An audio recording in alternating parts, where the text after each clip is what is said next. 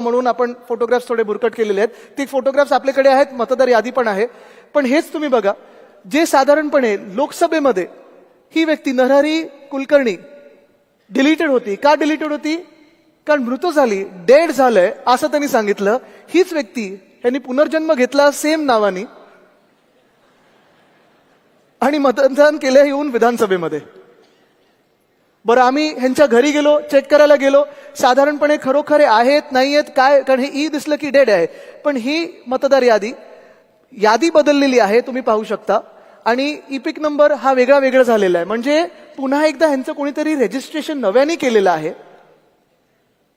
जी व्यक्ती आता नाहीये तिचं रजिस्ट्रेशन पुन्हा एकदा केलेलं आहे. नावात थोडं स्पेसिंग मध्ये बदल केलेला आहे, इपिक नंबर वेगळा दिलेला आहे, यादी वेगळी केलेली आहे आणि ह्यांनी जाऊन विधानसभेत मतदान केलेलं आहे. मतदान झाल्यानंतर पुन्हा या व्यक्तीला यादीतून काढलेलं आहे. हे पहिलं उदाहरण आहे.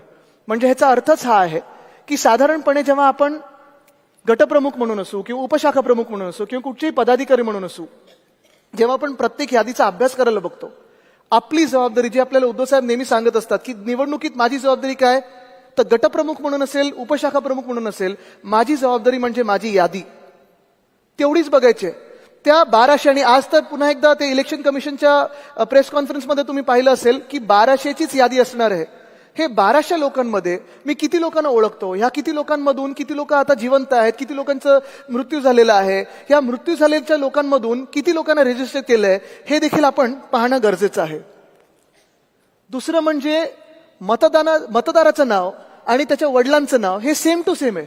आता पहा तुम्ही, विठ्ठल रामचंद्र झाड 108 यादीतले आहेत. राजी कुप्पूर स्वामी एकच आहे. सुलेमान मोहम्मद रजाक सेम आहे.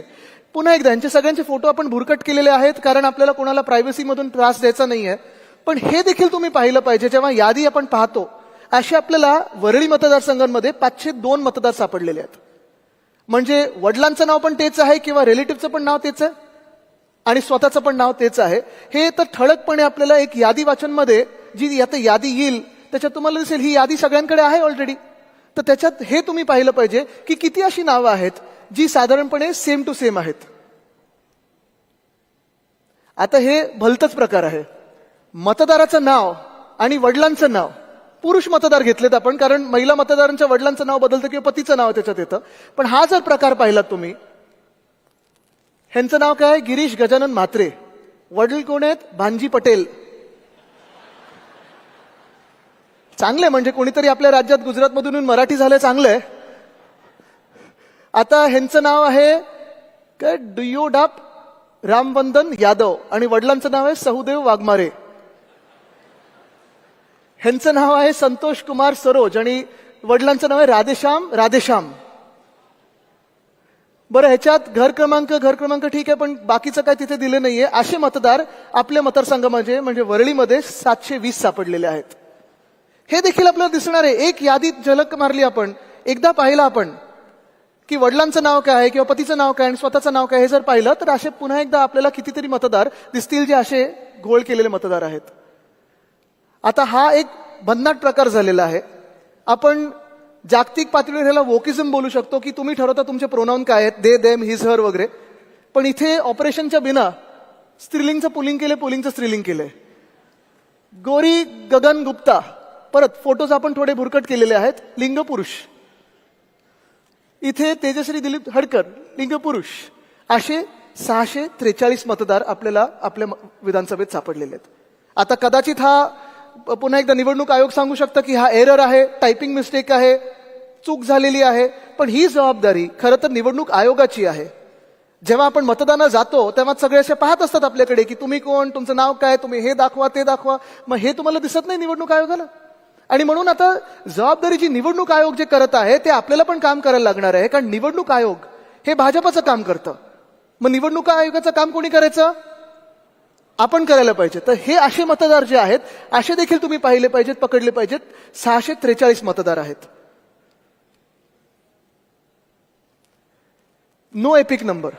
मला तुम्ही सांगा इथे किती लोक आहेत ज्यांनी गेल्या काही निवडणुकांमध्ये मतदान केलेलं आहे? सगळे आहेत? निवडणुकीचे कार्ड तुमच्याकडे आहे, घरी सगळ्यांकडे आहे. त्याच्यावर इथे जो एक नंबर येतो एपिक नंबर, तो प्रत्येकाकडे आहे ना.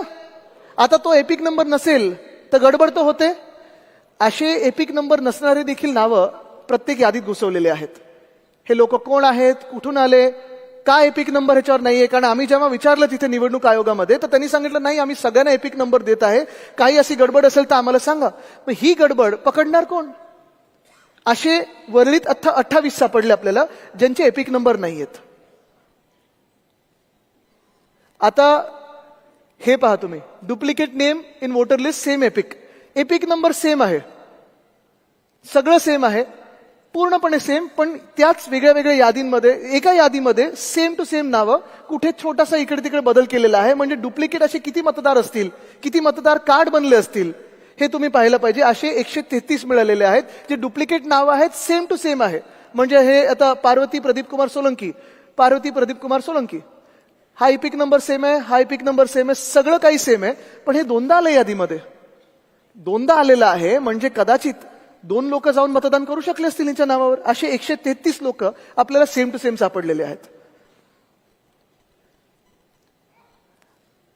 आता हे आहे सेम पर्सन डिफरंट एपिक, म्हणजे एका व्यक्तीचं 2दा किंवा 3दा मतदानाचं कार्ड बनवलेलं आहे, पण वेगळे वेगळे एपिक नंबर आहेत. आता तुम्ही उदाहरण म्हणून पाहायचं थोडं. आता हे उदाहरण खूप महत्वाचं आहे.